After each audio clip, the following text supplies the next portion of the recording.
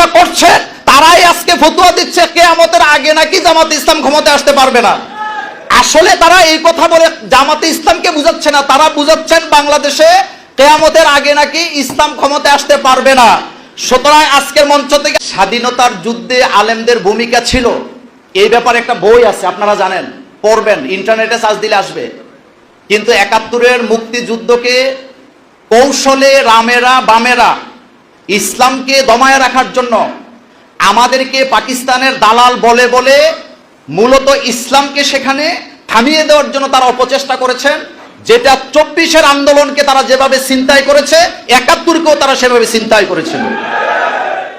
বাংলাদেশ স্বাধীনের পর বাংলাদেশের জামাত ইসলামের কোনো নেতা অথবা কোনো মিম্বরে দাঁড়ায় কোনো আলেম আজ পর্যন্ত স্বাধীনতার বিরুদ্ধে কি একটা বক্তব্য দিয়েছেন?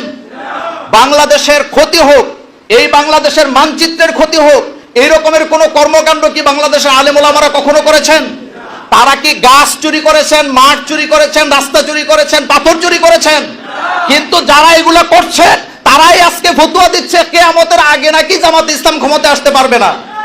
আসলে তারা এই কথা বলে জামাতে ইসলামকে বুঝাচ্ছে না, তারা বুঝাচ্ছেন বাংলাদেশে কিয়ামতের আগে নাকি ইসলাম ক্ষমতায় আসতে পারবে না। সুতরাং আজকের মঞ্চ থেকে আমাদের ঘোষণা হবে, বিম্বরে যখন দাঁড়াবো, কে কাউমি, কে আলিয়া, কে পীরপন্থী, কে কি পন্থী আমার দেখার বিষয় নয়। আগামী নির্বাচনের ভোটটা যেন জনগণ ইসলামের পক্ষে দেয় এবং কোরআনের পক্ষে দেয়, সেই আহ্বান জানাতে গিয়ে আমাদের কোনো সমস্যা আছে?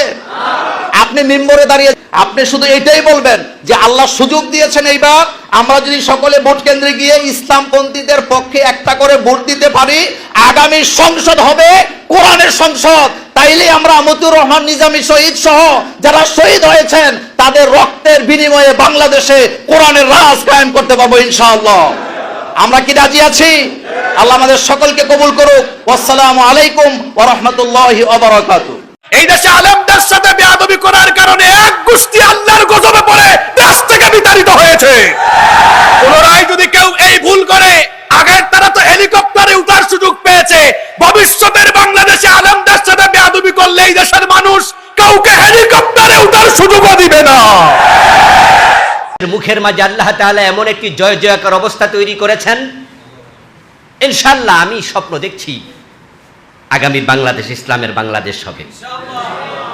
আর ইতোমধ্যে আপনারা শুনেছেন যে আমাদের বন্ধু দলের বর্তমানে সবচেয়ে সিনিয়র মোস্ট লিডার তিনি একটি বক্তৃতা দিয়েছেন, যে তিনি বলছেন যে আমাদের দল শরিয়া আইনে বিশ্বাস করে না। এই কথা শুধু বলে তিনি থামেননি, তিনি আরেকটি চমৎকার কথা বলেছেন। যেটা বলেছেন এটা ছিল কদর্যপূর্ণ কথা, যে তার দল শরিয়া আইনে বিশ্বাস করে না, এটা কুফরি, এটা খারাপ কথা, এটা কদর্য কথা। কিন্তু পরের কথাটা ভালো ছিল, সেটা হলো আরেক দল তো আছে ইসলাম চায়, শরিয়া চায়, তারা করুক না। তাহলে তিনি কিন্তু আলটিমেটলি বুঝায় দিলেন যে আরেকটা দল শরিয়া কায়েমের চেষ্টা করছে, তারা করুক। এর মানে হলো ইসলাম কায়েম হোক, আলটিমেট সাপোর্ট আল্লাহ তাদের অন্তর দিয়ে দিচ্ছেন। আগে তো বলতো শরিয়া আইন প্রতিরোধ করা হবে, এখন বলছে ওরা করুক না। তাহলে রাস্তা তো ওরাও দেখাই দিচ্ছে। এখন আমাদের এক হতে দেরি কোথায়? কেন আমরা এক হব না, আমরা কাছে আসব না? বাংলাদেশ জামাত ইসলামীর আমির ডাক্তার শফিকুর রহমান হাফেজাহুল্লাহ